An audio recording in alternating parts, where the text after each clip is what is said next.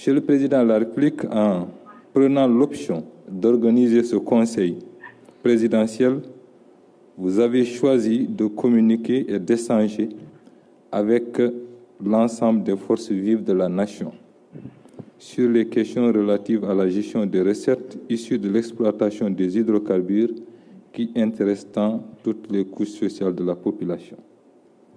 Comme vous le savez, l'exploitation prochaine des ressources du pétrole et du gaz constitue une opportunité qui, rappelons-le, fera atteindre notre pays un taux de croissance supérieur à 10%, vous l'avez rappelé tout à l'heure, qui sera exactement de 13% dès 2023 avec la production des projets Sangomar et Grand Tortue Ahmeyim. Par cette démarche inclusive, vous perpétuez une tradition maintenant bien ancrée sous votre magistère, Monsieur le Président de la République, de débattre ouvertement des politiques publiques au travers des concertations nationales. Et cela est un gage de consensus fort dont l'ambition ultime est de faire du Sénégal un modèle de gestion vertueuse et optimale de la manne issue du pétrole et du gaz. À l'entame de mon propos, je voudrais rappeler les réformes majeures ayant précédé ce projet de loi et dont la finalité est la même, c'est-à-dire concourir à l'émergence du Sénégal. Permettez-moi de rappeler le projet de loi portant code pétrolier promulgué en 2019, la loi sur le contenu local dans le secteur des hydrocarbures, le code gazier, dont l'objectif, entre autres, est de renforcer l'investissement privé en rendant nos entreprises plus compétitives à travers une énergie moins chère. Vous avez aussi le code de l'électricité adopté en 2021 pour attirer davantage le secteur privé, surtout celui porté par les nationaux. Il y a aussi la loi sur la commission de la régulation du secteur de l'énergie. Et enfin, en recherchant une plus grande complémentarité entre l'investissement public et un secteur privé plus compétitif, le Sénégal a adopté en 2021 la loi sur les partenariats publics-privés.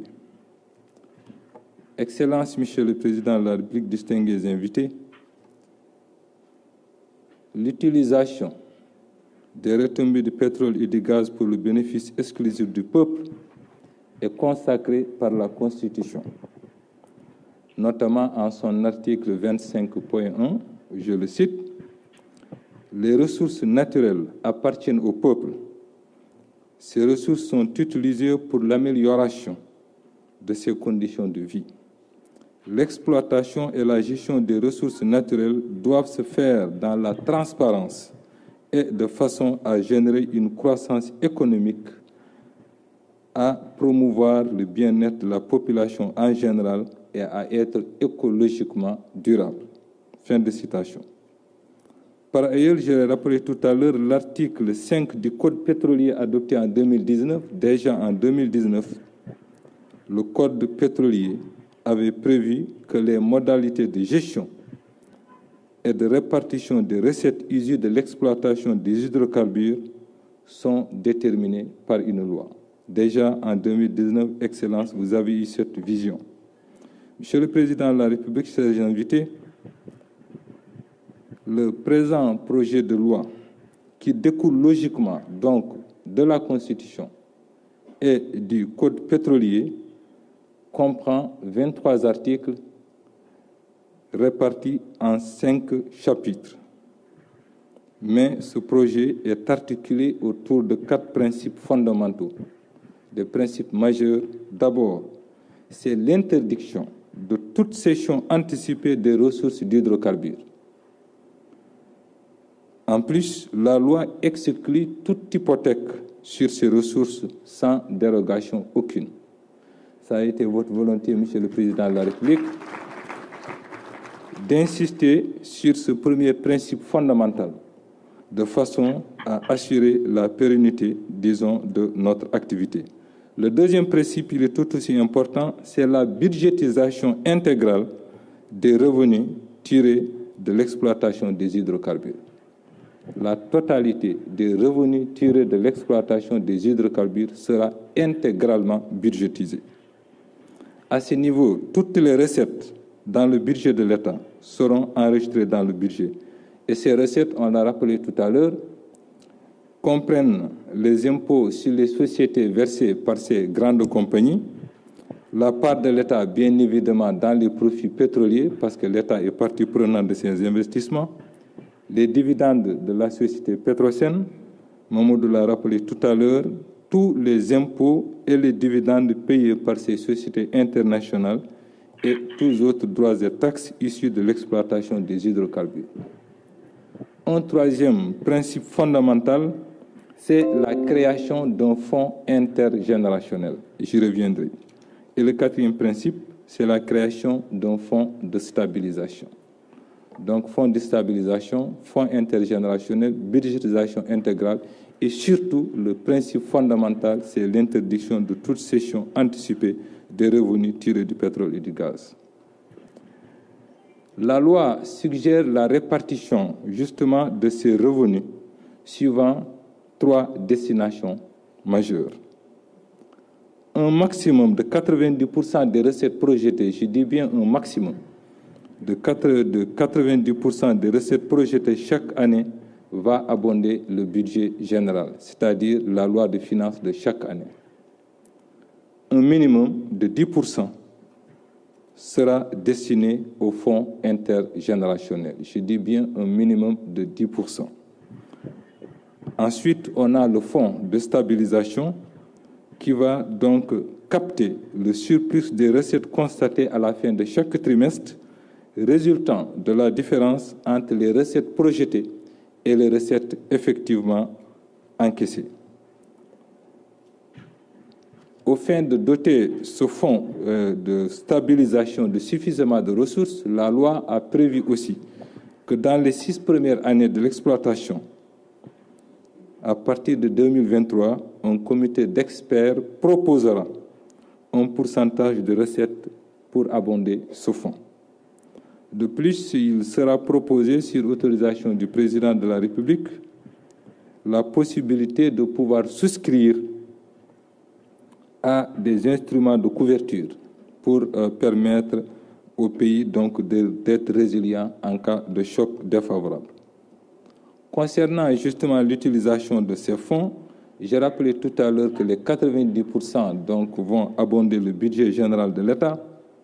Et je rappelle un principe aussi important, c'est le principe d'investissement prioritaire. En effet, il sera interdit, voire proscrit, et le chef de l'État l'a rappelé tout à l'heure, l'interdiction de l'utilisation de ces ressources pour abonder l'augmentation des salaires et des avantages personnels. C'est un principe intangible. Et donc ces revenus vont naturellement servir à des dépenses d'investissement au bénéfice exclusif des populations, génération actuelle comme génération future et partout dans le pays. Naturellement, ces investissements resteront en cohérence avec les objectifs de développement déclinés dans le plan Sénégal émergent. Je le rappelais hier au président de la République, en lui rendant compte que dans un premier temps, ces investissements devront servir au renforcement de la valorisation de notre capital humain, c'est le pilier 1 du plan Sénégal émergent. Deuxièmement, ces investissements serviront à la transformation structurelle de notre économie, pilier 2. Et le troisième pilier, naturellement, c'est le renforcement de la sécurité, de la stabilité et de la gouvernance. Voilà à quoi vont servir ces montants qui seront budgétisés au niveau du budget général de l'État. Les domaines concernés seront essentiellement l'éducation, pour préparer les générations futures, bien évidemment, la santé, les infrastructures de manière générale, l'agriculture, Mamoudou l'a rappelé tout à l'heure avec les externalités positives de la production, mais aussi toutes les autres dépenses et investissements de nature à assurer une meilleure résilience de notre pays.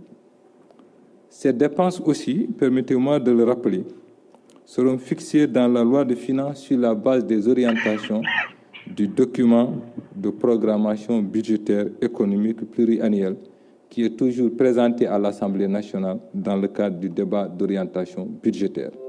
C'est dire que ces investissements ne seront pas simplement de la responsabilité du gouvernement, ils seront aussi de la responsabilité des représentants du peuple que constitue l'Assemblée nationale.